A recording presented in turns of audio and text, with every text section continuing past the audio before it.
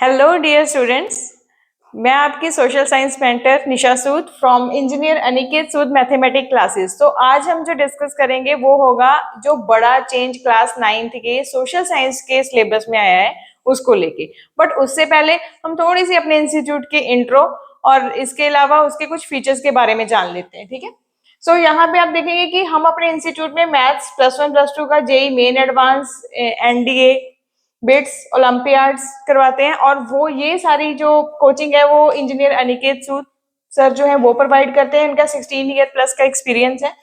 फिर उसके बाद हम देखते हैं 9th 10th PCM plus social science and 6 7 8 maths and SST junior wing HOD Nisha Sood, that's my self. 11 year plus experience है मेरा। एंड इसके अलावा ये हमारे कुछ यूनिक फीचर्स हैं एंड ये आप स्क्रीनशॉट भी ले सकते हैं। इसके बाद मैं आपको बताना चाहूंगी कुछ रिजल्ट्स के बारे में। ये देखिए हमारे 5 इयर्स के रिजल्ट्स हैं जो हमने प्रोड्यूस किए हैं यहाँ पे, जिसमें बहुत सारे बच्चों ने आईटी भी क्लियर किया है, ठीक है। इसके अलावा सोशल साइंस के टॉपर हैं हमारे पास एंड बहुत अच्छे अच्छे स्कूलों के मैथ्स के, साइंस के एंड सोशल साइंस के टॉपर्स। आप ये जो हमारा रिजल्ट है आप इसका भी स्क्रीनशॉट ले सकते हैं, ठीक है। तो अब हम आते हैं अपने मेन टॉपिक पे, जो कि हमारा आज का टॉपिक है क्लास 9th का सोशल साइंस का करिकुलम, जो कि बड़ा चेंज जिसमें आया है उसको देखते हैं हम। चलिए देखिए, अब हम बात करते हैं क्लास 9 के सोशल साइंस की। तो इसमें पहले आप बच्चों को 20, ये जो आप देख रहे हो यहाँ पे आपने देखा है कि ग्रेड 9 पार्ट 1 में, मतलब यहाँ पे ये जो सोशल साइंस है उन्होंने 2 पार्ट्स में डिवाइड कर दी। पहले क्या होता था, पहले ये जो चैप्टर्स थे वो टोटल 20 चैप्टर्स थे हमारे पास, 20 चैप्टर्स आपको पढ़ने पड़ते थे। लेकिन अब ऐसा बिल्कुल नहीं है। अब आपको सिर्फ क्या पढ़ना है, 16 चैप्टर्स आपको पढ़ने हैं, सिर्फ 16 चैप्टर। और पहले जो हम यहाँ पे देखें कि पहले सोशल साइंस जो था 4 सेक्शंस में डिवाइड था, geography, history, economics and political science, ठीक है। अब ऐसा कुछ भी नहीं है, अब सिर्फ 2 पार्ट्स हैं इसके, पार्ट 1 एंड पार्ट 2, और टोटल चैप्टर्स हैं 16। लेकिन इस पार्ट 1 में टोटल 9 चैप्टर्स हैं। फर्स्ट चैप्टर देखिए अंडरस्टैंडिंग सोशल साइंस, है ना। तो इसमें क्या है, आप सोशल साइंस का scope, meaning and relevance of social science, इसकी अंडरस्टैंडिंग इंडियन पर्सपेक्टिव से हम इसको समझेंगे सोशल साइंस को, ठीक है। ये भी नेम कोई आपके लिए न्यू नहीं है, अगर आपको याद हो क्लास 6th में भी हम इसके बारे में पढ़ते हैं जब हम फर्स्ट टाइम ये सोशल साइंस से गो थ्रू होते हैं। उसके बाद आता है हमारे पास,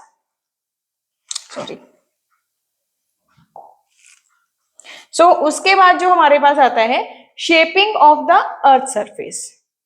shaping of the earth surface जो है, इसमें हम टेक्टोनिक प्लेट्स की थ्योरी के बारे में पढ़ेंगे, role of weathering, erosion, waves, currents, wind, glacier, winds, glacier, waves, ये तो आपने क्लास 8 की सोशल साइंस में भी पढ़ा है। बेसिकली ये जो सीबीएसई ने न्यू करिकुलम बनाया है ये कुछ इस अकॉर्डिंग बनाया है, सो दैट कि बच्चे जो इतना रटते थे सोशल साइंस में थ्योरी को, उनको रटने की जरूरत ना पड़े। ये ना ज्यादा प्रैक्टिकल हो गया आप सब्जेक्ट। फिर आगे उसके बाद डिस्कस करते हैं हम atmosphere and climate. Atmosphere and climate हमारा चैप्टर रहेगा, जिसमें आप वेदर कंडीशंस और क्लाइमेट के बारे में, इंडिया का सीजन जो कि मॉनसून टाइप है उसके बारे में जानेंगे, क्लाइमेट चेंज के बारे में जानेंगे, फ्लड्स के बारे में, कार्बन फुटप्रिंट्स, ये सब हम इसको डिटेल में स्टडी करेंगे इस चैप्टर में, ठीक है। नेक्स्ट चलते हैं early human and beginning of the civilization. ये early human and the beginning of the civilization ये भी आपने क्लास 6 में पढ़ा है, क्योंकि हमें पता है क्लास 6 में हम एंशिएंट हिस्ट्री पढ़ते हैं, क्लास 7 में मेडिवल और क्लास 8 में मॉडर्न। सो इन्होंने क्या किया, ये कुछ चैप्टर्स इसमें ऐसे भी आपको नजर आएंगे जो पहले अब तक +1 या +2 में थे, लेकिन अब 9th में भी आ गए हैं वो चैप्टर, ठीक है। बेसिकली अगर इन शॉर्ट देखें ना, तो ये पूरा जो 9th का सिलेबस डिजाइन किया है इन्होंने, वो 6 से लेके 8th और फिर +1 +2 और कुछ ग्रेजुएशन के कुछ टॉपिक्स जो हैं वो इन्होंने इसमें डाल दिए क्लास 9th में।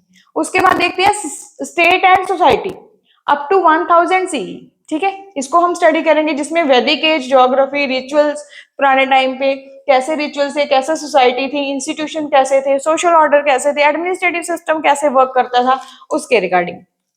फिर आते हैं हम डेमोक्रेसी पे। इसमें हम देखो meaning features of and types of democracy.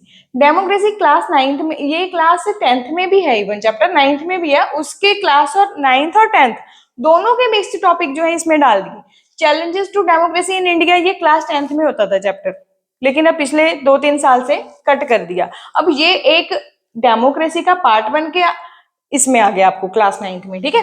अब बात करते हैं इलेक्शंस की। पिछले साल तक 2025 तक आपके 9th क्लास की बुक में सिविक्स में चैप्टर का नेम था इलेक्टोरल पॉलिटिक्स।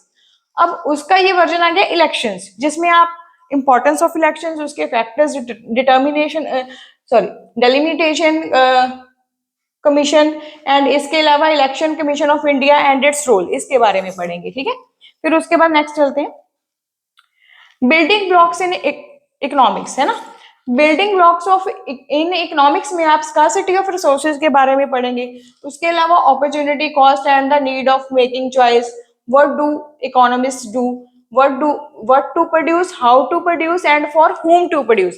ये जो टॉपिक है ना, what to produce, how to produce, ये +1 +2 से रिलेट करता है। इवन ग्रेजुएशन लेवल में तो और भी ज्यादा इसका डिटेल्ड वर्जन है, बट उसका कुछ वर्जन आपको यहाँ पे देखने को मिलेगा, क्योंकि अभी क्लास 9th है, इकोनॉमिक्स आपके लिए न्यू है, तो यहाँ पे आपको इसके बेसिक्स जानने को मिलेंगे।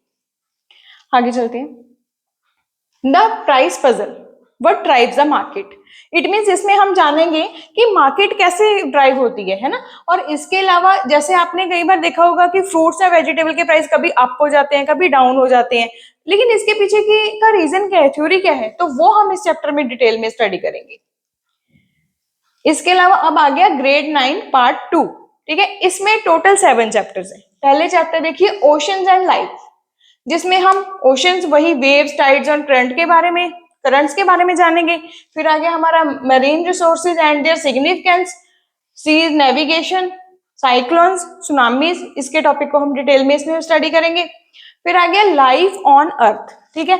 लाइफ ऑन अर्थ जिसमें बायोम्स आ गया, distribution and the characteristics, biosphere reserves in India, forest life हो गया एंड वाइल्ड लाइफ हो गया, कंजर्वेशन, ये सारे टॉपिक्स हम डिटेल में करेंगे। इसका कोई कुछ छोटा वर्जन जो है ना, वो आप 6 से लेके 8 तक ऑलरेडी पढ़ भी चुके हो, सो इतना घबराने की जरूरत नहीं है। सिलेबस चेंज हो गया, इस चीज से डरने की भी जरूरत नहीं है आपको बिल्कुल भी। फिर है रेजिस्टेंस एंड रेजिलियंस, जिसमें है safeguarding, sovereignty, resistance, alliances and confederacies. अब यहाँ पे क्या है, development of art and architecture, language, literature, इसमें ये सारी चीजें हम स्टडी करेंगे।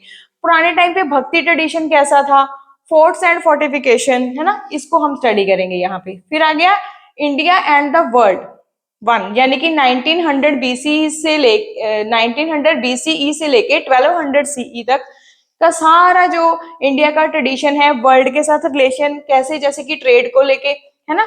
वर्ल्ड में भी स्पेसिफिक हम यहाँ पे जो पढ़ेंगे वो होएगा ग्रीस, रोम और रोमन एम्पायर के बारे में। और इसके अलावा हम यहाँ पे कल्चरल कनेक्शंस पढ़ेंगे, interactions with Greece and Rome, central Asia, south east Asia, Indian knowledge system, इसके बारे में हम स्टडी करेंगे। ओके, सो नेक्स्ट चलते हैं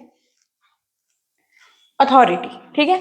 अब अथॉरिटी में हम क्या डिस्कस करेंगे, कौटिल्य, उस टाइम पे, पुराने टाइम पे जो चाणक्य या कौटिल्य थे, वो किस तरीके से एडमिनिस्ट्रेटिव सिस्टम जो है उन्होंने रन करने की नीतियां बनाई और किस तरीके से वो अपना एडमिनिस्ट्रेटिव सिस्टम चलाते थे, उसमें दंड कैसे दिए जाते थे, लोगों को न्याय कैसे मिलता था, उसके रिगार्डिंग हम यहाँ पे इस चैप्टर में स्टडी करेंगे अथॉरिटी में, ठीक है। फिर उसके बाद आता है from the idea to startups. अब मोस्ट ऑफ द स्टूडेंट्स जो हैं वो उन्होंने सोनी लिव पे शार्क टैंक तो देखा होगा, ये बिल्कुल बस वैसा सही चैप्टर है, ठीक है। आपको पढ़ने में ये बहुत इंटरेस्टिंग लगेगा chapter, what is the entrepreneurship and explain the resources required to start business. इसमें आप केस स्टडीज भी पढ़ोगे, ठीक है। और इसके अलावा स्टार्टअप इकोसिस्टम इन इंडिया, किस तरीके से इंडिया में इकोसिस्टम जो है उसका क्या स्टार्टअप है, कैसे हुआ, stages of starting and executing business idea through business plan, ठीक है। सम बेसिक अकाउंटिंग कॉन्सेप्ट्स, इसके बारे में आप पढ़ेंगे। एंड अब आते हैं हमारे लास्ट चैप्टर की तरफ, that is smart ways to manage your finances. इसमें क्या है, हम जानेंगे कि अपने फाइनेंसेस को डेली लाइफ में कैसे मैनेज करते हैं। Inflation and its impact on purchasing power, जब प्राइसेस अप हो जाते हैं तो उसका क्या इम्पैक्ट पड़ता है, परचेजिंग पावर के ऊपर क्या उसके इम्पैक्ट होते हैं। Simple versus compound interest rate के बारे में भी पढ़ेंगे, ये तो आपको पता है, आपने मैथ्स में भी ये टॉपिक ऑब्वियसली सुना सुना सा होगा, है ना, simple versus compound interest, even आपने किया भी होगा 8th क्लास में। तो फिर उसके बाद आता है बजटिंग के बारे में हम पढ़ेंगे, various savings and investment options like fixed deposit, stock, bonds, mutual funds etcetera, risk and insurance, personal income tax. ठीक है, ये सारी डिटेल जो है वो हम smart ways to manage your finances में पढ़ेंगे। सो अब ये जो सिलेबस है ना, ये बहुत ज्यादा, तभी मैं बोल रही थी कि हमारे रियल लाइफ से कनेक्टेड और बड़ा प्रैक्टिकल हो गया है। सो सोशल साइंस पढ़ने में इस बार काफी मजा आने वाला है। Okay, so this is all about हमारा जो क्लास 9th का सिलेबस था, उसमें जो चेंजेस हुए हैं ये उसके अकॉर्डिंग है अभी, लेकिन कोई मार्केट में बुक्स आई नहीं है एज सच, बट बड़ी जल्दी शायद आ जाएंगी बुक्स, और फिर उस सिलेबस के, नए सिलेबस के साथ हम क्लास 9th की शुरुआत करेंगे। So thank you very much.